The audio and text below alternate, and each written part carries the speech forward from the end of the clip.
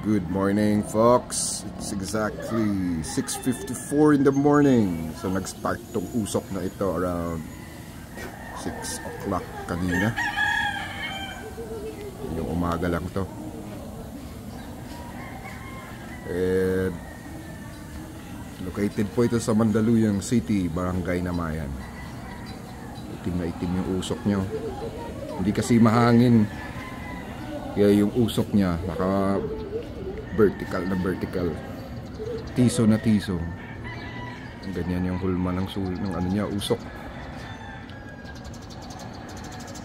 Sobrang aga pa naman, halos nagkakape ka lang. Saka halos sabay sa pasukan. Isunog agad.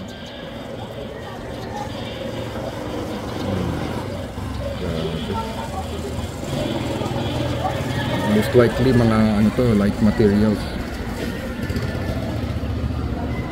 Grabe oh.